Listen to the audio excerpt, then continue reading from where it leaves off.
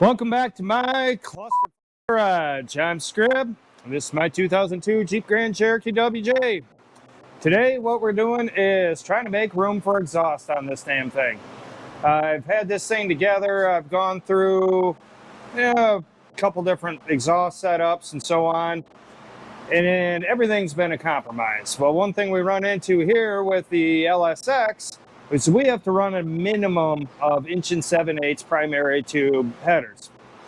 And compromised, one thing we've come up with is using some LS7 exhaust manifolds off a Z06 Corvette that are 1 7/8" inside diameter. 2 inches would work well too, but 1 7/8" will work just fine for what we got going on here. Big problem is there's no cut and dry way to deal with these frame rails on the WJ. I can pretty much guarantee you that there's no two LS swap WJs alike. Today we've been doing some cutting. Got the old plasma cutter out, been doing some grinding.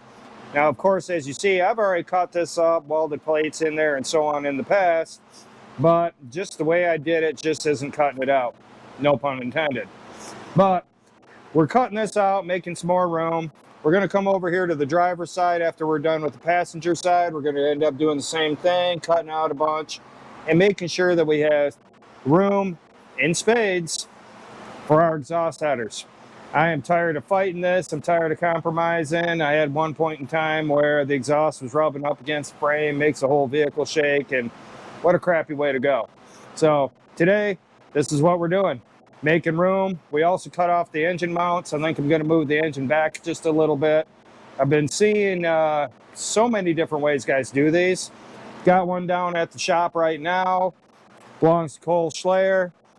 He's got his 5.3 and his WJ and his motor so far back that he actually had to cut into the firewall. I'm nowhere near anything like that. In fact, I've had quite a bit of room and my motor hasn't been way too far forward. The other thing you have to contend with on these is the relationship of the track bar with the oil pan. So the farther back the motor is, the less likely you are to have any form of contact. You guys with lower lifts and short arms and so on, I really don't know how you guys clear them, because with my 6.5 inches of lift and my trail forge setup, it is still pretty close to the pan. But I digress. That'll just be another situation for another time, I guess. But we've cut off the mounts. Looks pretty crappy. We got a lot of grinding to do. I just chopped them off here. Here's some horrid looking stuff right there. Chopped them off with the plasma cutter to get them out of the way, and then we'll dress it up and clean it all up with the flapper wheel on the grinder.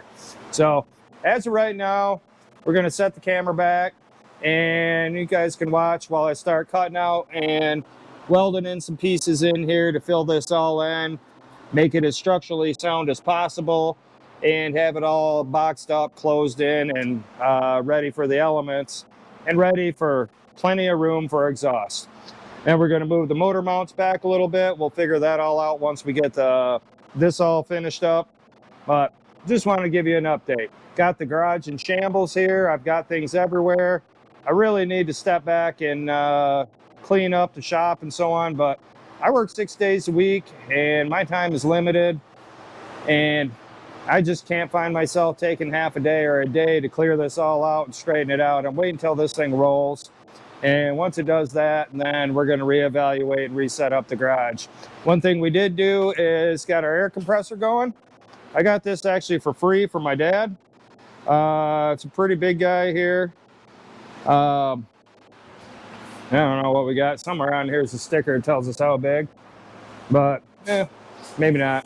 I think it's an 80 gallon. Yep, 80. That's what it's telling us right here. My dad had in the motor burn up on it. So we got this motor off China's on. Got a mounts and everything changed on here so it fits. And the thing works great. Got some adapters for our air hose. And what that's done is allowed me to run the plasma cutter in here, or AKA lightning scissors. This thing holds enough air that I've been able to fill up the compressor, then disconnect that. I only have one 240 outlet, so I've had to swap the cord back and forth, but I've been able to run the plasma cutter for about half hour, 45 minutes before I've had to refill the compressor. And by the time you know, the plasma cutter gives you an F40 or F04 error, and just telling you it doesn't have enough air pressure. But it's been working out. As you see, we got that all cut out of there. So we're going to be using it to cut us up some slices to go in there. I've already got one piece made up right here. That's going to fit in this spot here and actually fits quite nicely. Going to get that welded in, then we're going to start cutting out some more pieces to get this closed up. Once this side's closed up, then we're going to move over here. So we're going to get at it, get this started, and I hate this part of the process more than you can possibly imagine. I want to drop the motor in here and start doing cool stuff. We still got interior and all kinds of odds and ends to put in. By the way, we did get brake lines done. That's my high quality professional brake line job there, using the copper alloy brake lines, which is almost cheating, but brake lines are run throughout the vehicle. Got our braided stainless extended brake lines. Those aren't finalized yet. They're going to be routed a little bit differently, but they're in there for now. Oh, and one thing I want to mention is we picked up this Clayton front end, Clayton long arms kit. We're going to run that instead of the rough country in the front, I believe. Hoping to get a little better ride quality. The rough country is not bad. Oh gosh, let me show you something here real quick before we get back at what we're doing. Look at the difference here in the length of not Trail Forge, I'm sorry, the rough country long arm and the Clayton. And it's a dramatic difference here between the two. Now the Clayton does mount much further back in the chassis to make up for this difference, but the longer their arms, the smoother the ride should be. So we're going to go to that. And the other main reason for going with the Clayton is going with the cross member that comes out. So we don't have to drop the whole suspension and everything like you do on the rough country if you got to take the trans or anything out of there. The rough country I really like. I definitely like this the skid plate for the transfer case that they have, which there's no provisions for on the Clayton setup, but yeah, I guess that's something we're going to have to deal with. That skid plate, even though I have been off-road quite considerably, that skid plate does not have many marks on it, so it hasn't really touched anything. So we'll find out what happens, but let's get at this. Let's get some welding and some pieces cut out here, try to get this side of the frame done, and then move on to the next so we can get on to the next step of this long, miserable process.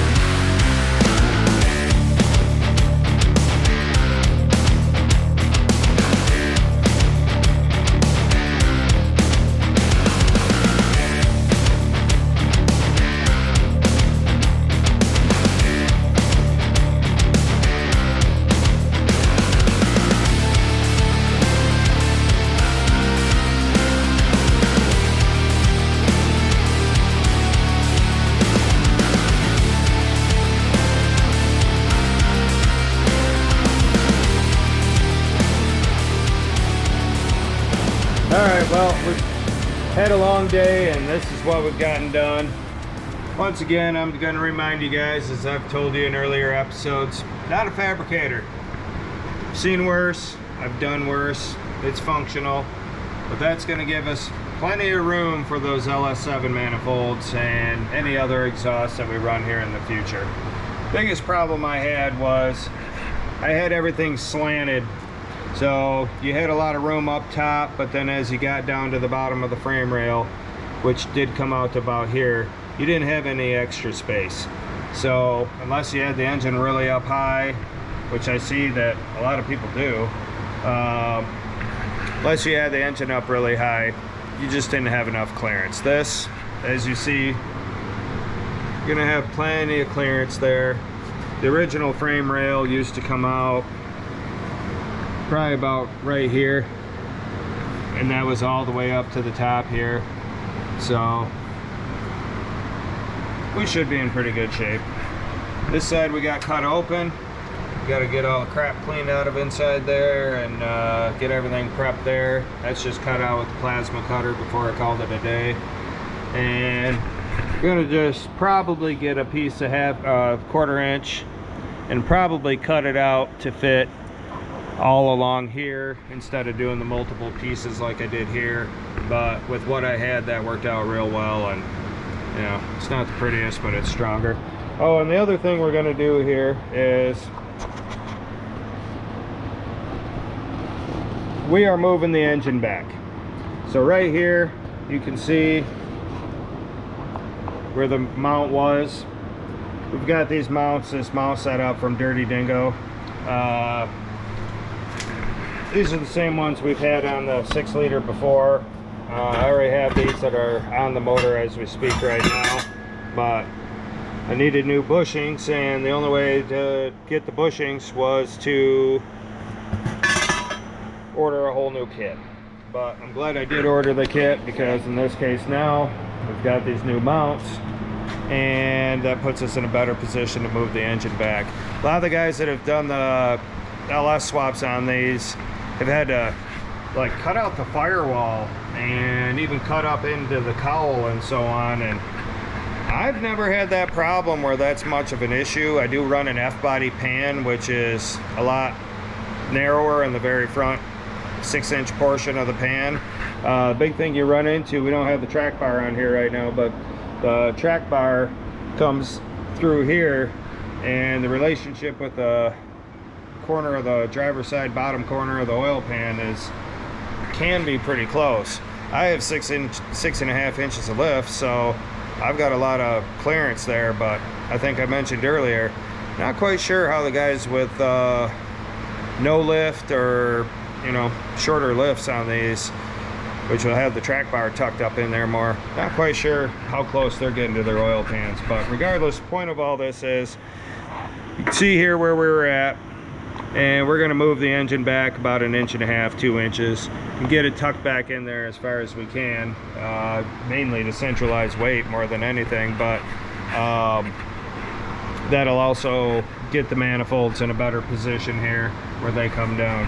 So when I talk about the manifolds, what we're using here is these LS7 manifolds. Bring it over here to the table. Here's one here. We've cut the flanges off, still got to clean this up and everything and get it ready. And then I don't have the rest of the exhaust anymore, but this also had a flange on it, and this is what would have mounted up, how it would have mounted in the Z06. But I found some online. We've got a stainless steel welder, so we're going to weld this, or attempt to weld this anyways, on here so I can run it straight off. And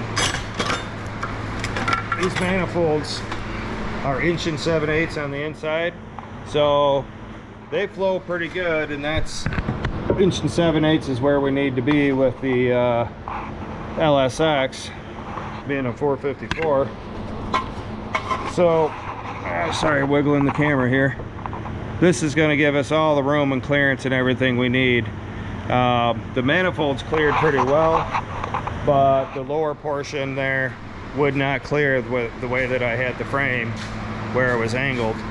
So this solves some problems. And then we do have a build a header kit here. Like to go that route. That is outside of my skill set. At this point, these manifolds are big enough on the inside. Yep, they're manifolds, but I want this thing to not be very loud. And those shouldn't have any restrictions. Those are for an LS7, which is 427 cubic inches, and those things have like a 8,000 RPM red line or something crazy with their titanium rods. That's the whole LS7 thing, is the high revving business. So I've got to imagine those flow pretty good, and I don't think I'll be disappointed. And as we've discussed before, I don't want this thing a roaring, loud, chattering your teeth machine, even though it's going to have some power. I want it to be somewhat stealthy, and I intend to actually have a fairly quiet muffler on it too. We'll get to that when we get to that, but hopefully that's soon. Anyways, that's where we're at. Just want to give you the update on all that. So there's your look.